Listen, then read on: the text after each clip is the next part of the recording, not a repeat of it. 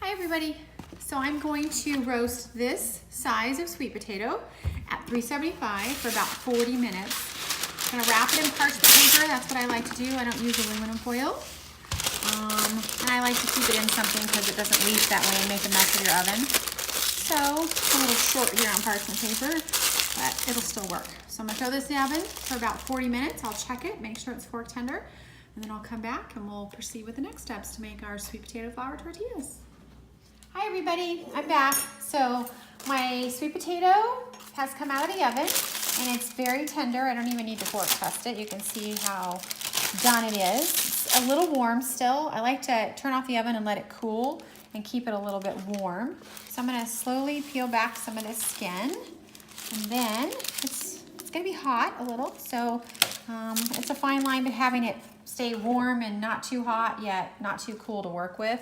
So I find they work better, these tortillas, when the potato is still warm, at least when you're making the batter. So I'm gonna peel off the skin and get that off. Get these little end parts that are rough off. I don't like those. There we go. Okay. Make sure all the skin's off. Okay. So I'm gonna throw this away.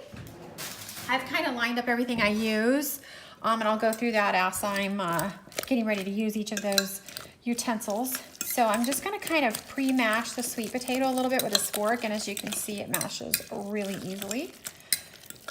And I like to use a little salt in the sweet potato, which will flavor the tortillas. So I use gray sea salt. This is my favorite, but you could use any kind of salt you like. So I just kind of guessed that was a fairly large potato, so I'm gonna put that much in. And they're good without the salt as well, but I just prefer it. And it doesn't make them really salty, but it does give them a little more flavor.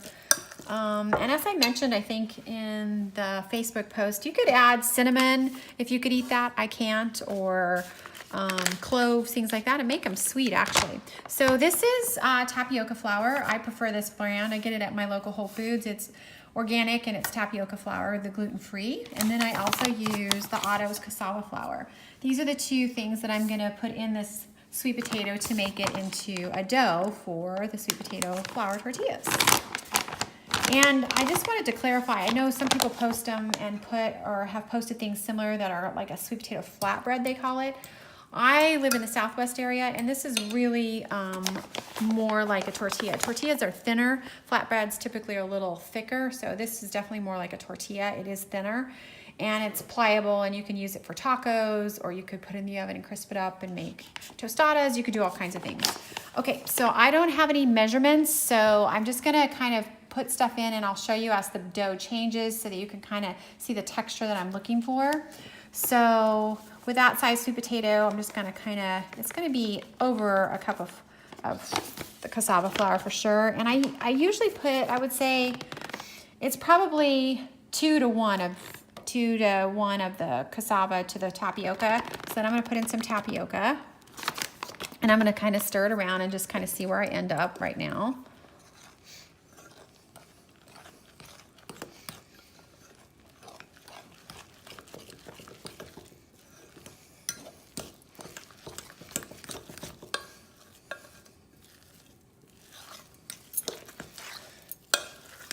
If I could sing, I'd sing you a song while I was doing this, but I can't. So it's just gonna be quiet while I stir, sorry. Anyway, okay, so it's getting there, but it definitely needs some more flour. It's more like a wet cookie dough right now, and it needs to be a little firmer still. So I'm gonna put a little more cassava and some more tapioca. You might be able to hear my Great Dane barking outside, sorry. I'm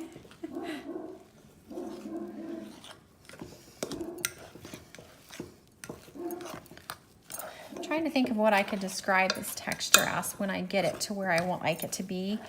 But it is still like a cookie dough, but maybe more like a chocolate chip cookie dough. That tends to be a little less wet than some cookie doughs. There is still moisture, but it's firmer. So let me kind of see. Still a little too wet. It'll stick to my fingers, but I want it to be a little less wet than that. So I'm gonna put a little more of the tapioca this time because I've got a lot of cassava in there, and the tapioca is a little lighter, and it may just do the trick. Otherwise, we'll add some more cassava as well.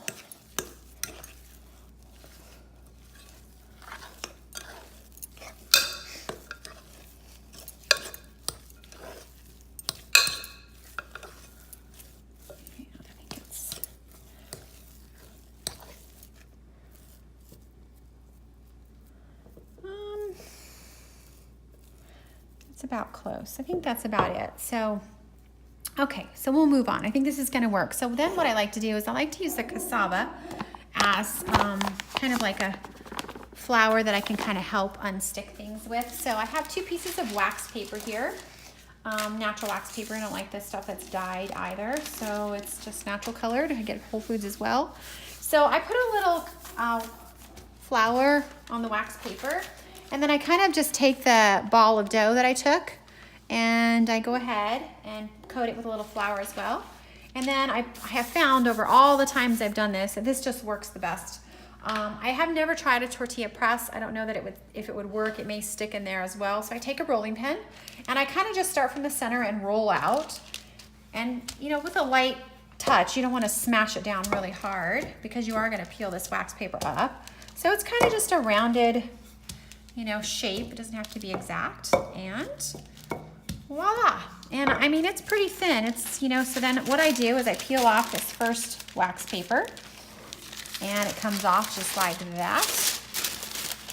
And I can sometimes tell if my dough is still a little too wet. If it doesn't peel off so easily, then I'll end up putting a little more flour in the mixture, but it seems okay, I think. So then I'm gonna take this one, I'm gonna flip it over, and this is the one that's a little harder. So I kind of have to, sometimes you have to use your fingers and you kind of just start peeling it off, and then boom, you peel that one off. And I'm gonna go over here and turn my skillet on. This iron skillet is my favorite. It's a Lodge cast iron skillet, that's all I have. But this is a thinner version of their skillet.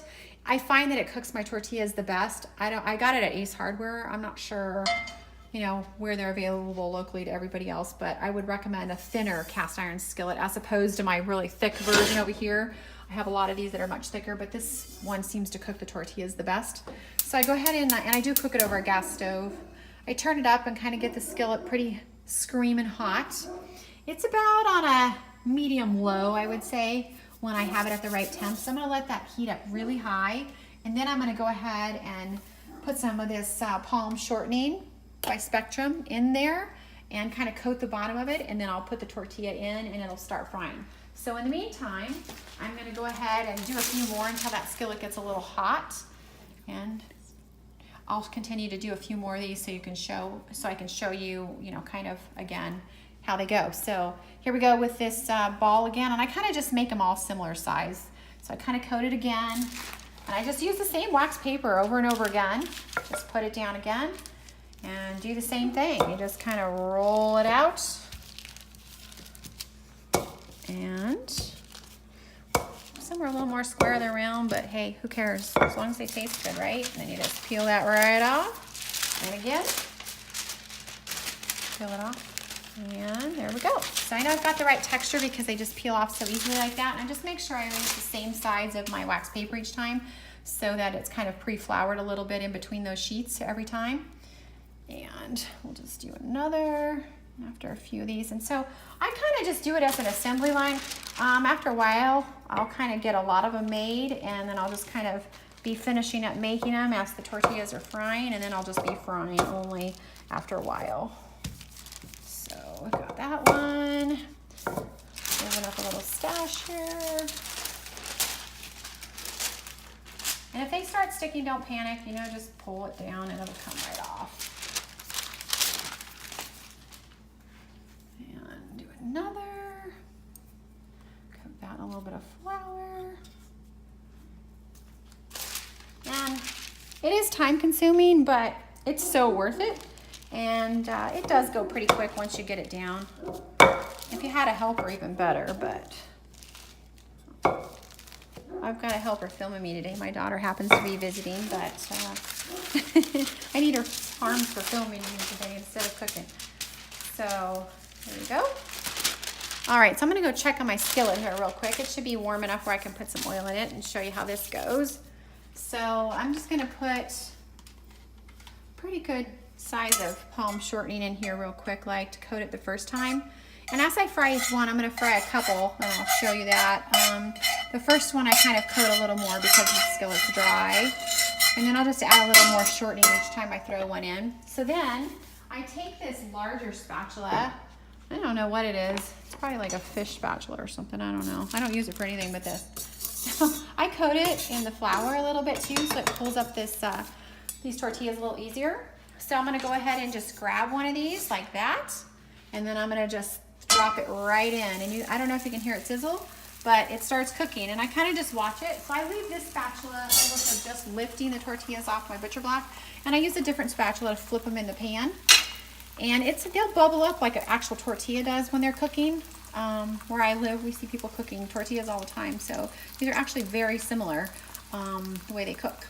So we'll let that cook. I'm gonna make a few more of these while that's cooking, and I'll show you what it looks like when I flip it over, and hopefully you'll understand the process here enough where you guys can all feel confident to try it yourself. These are great. I find them so much more delicious than the cassava flour tortillas.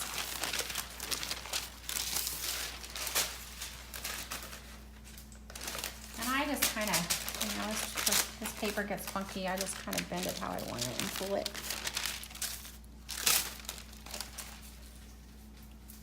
Make another one of these, and then I'll go back over to that pan because the other one's probably about ready to flip. Just a minute, but no need to panic because they get a lovely charred look to them and taste in this skillet. I love this skillet. It cooks them to perfection. So as you can see, some I make bigger, some I make smaller, kind of just very rustic. Okay, we'll take another break from that for a minute. Let's see how this is looking at. It's not quite ready yet. The skillet is still not quite as screaming hot as it will be as I get rolling here, so we'll kind of hang out and wait for that. But the first one is never as good as the rest of them are going to be as far as the way it looks and stuff, as the skillet kind of comes to complete temperature. But we'll get there. This one will still be delicious when you eat it.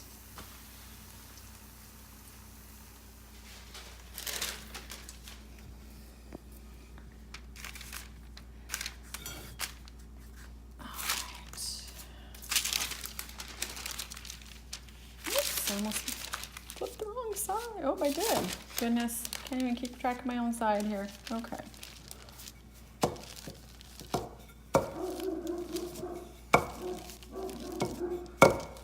Goodness.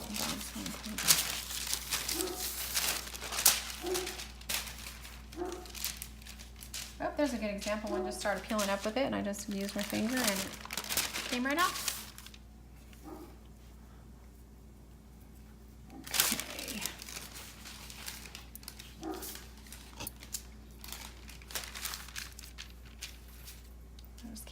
Keep my side straight right now. What the heck am I doing? Okay.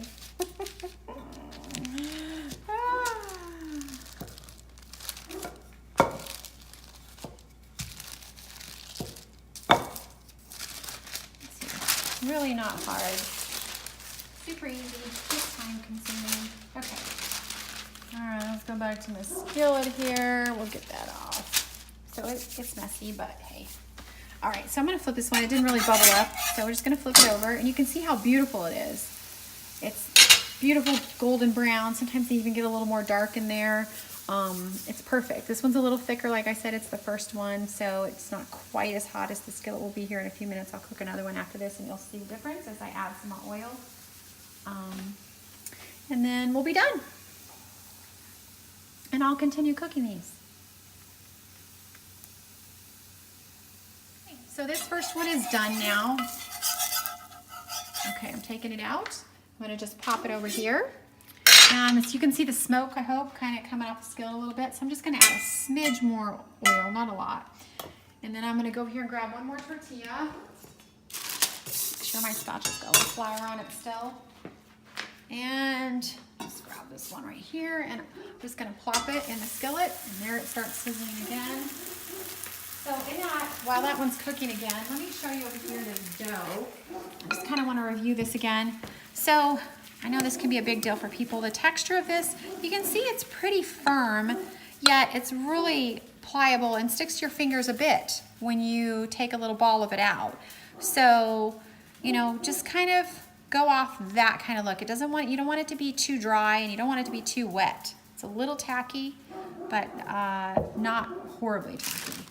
Okay, so I want to show everybody the side of a tortilla here as I'm cooking these. So sometimes some area of the tortilla stays a little dry from, you know, just didn't get oil on it or something. So I just rub a little more oil on it because I like them to be, you know, I don't want any dry flour taste. So I flip it back over and let it cook another minute or two.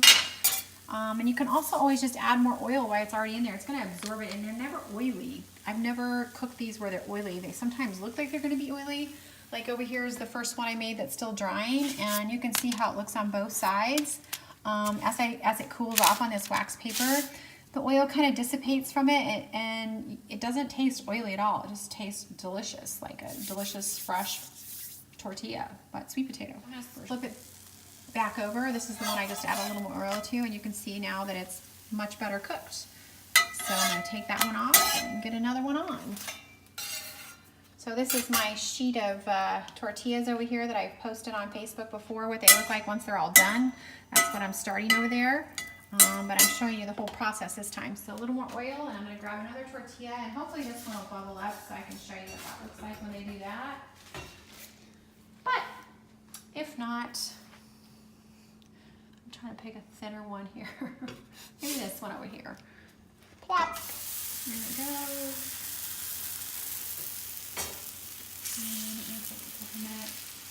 So I want everybody to kind of see this. So you can, I hope you can see how much the skillet's smoking. So the skillet's pretty hot, and you can see how they're starting to char a little darker. They don't taste burnt at all, so I don't want you to be afraid of that if that happens. They do cook very fast, so you need to start watching them as the skillet is super hot now. So you want to make sure you pay really close attention. It's just a couple minutes on each side, and they're done. So this one kind of bubbled up a bit like I was talking about. And as I take it off and put it over here with the others to cool, it's going to deflate. So I just wanted you guys to see that, what that kind of look like if they start to bubble up a little bit. And I just like to make sure there's always a lot of oil in the skillet, like I said, because it absorbs the oil. The cast irons are absorbent. So it really makes a difference that you have it well oiled. Let's get another one. We'll pop that in there. And I kind of want you to see how fast this is going to cook this time. And then I'll flip it over, and I'm actually going to add a little more oil already while it's cooking because I can see some areas of my skillet are a little drier than I want them to be. And you can kind of, if I was to try to lift it off right now, it'd stick a little bit. When they're ready to flip, they just pick up real easily, and you can kind of see the color start to change around the edges of the tortilla. See it start brown a little bit more, and then you kind of know too that it's about ready to flip, or is ready to flip. So I'm going to give it a couple minutes like I mentioned, and then I'll flip it to the other side. Okay, this one I wanted to show you is really puffy. It looks like a sopapilla almost, if you know what that is. And it's super, super puffy, but it's done. I'm going to take it off and put it over here to cool. And I wanted to show you, I'm not going to touch that one because it's still super hot, but this is the first one I made long ago. And see how pliable it is? You could easily just make a taco out of it. They're all like that. And as they dry, they stay like that. And when I store them, what I do is I use this same wax paper. I won't have enough here, so I'll get some more. And I kind of I'll put two, and then I'll fold it over so there's wax paper between each layer. And then I just throw them in the freezer. They freeze really well. I just take one or two out at a time. I throw them in my oven on warm, and literally within a minute or two, just right on the grates, they're warm again, and they're pliable. I have tried reheating them on the actual burner itself with the fire, like you would do a regular tortilla. We do that a lot here in the Southwest, and just heat it up that way. For some reason, these these don't work that way. That kind of cooks them more, and I find that they just burn if I do that. So I haven't found success doing it that way. So I prefer just to take a couple out of the freezer, throw them in the oven for a minute or two, and they're warm. So they're real easy to use again and again for something quick once you have them made, and they freeze really well. So, and then also, this is my finished product. I'm not quite done. I have about 10 more still to cook. So out of that sweet potato I showed you in the beginning, it made almost 2 dozen tortillas. So that's quite a few. Good for a few dinners for sure, for 3 or more. So this is going to be my finished product, and I'll have them all lined up here and let them cool. And I just put them in the freezer as soon as they're cool to the touch, and that way they always stay fresh. So good luck, and I wish you all success.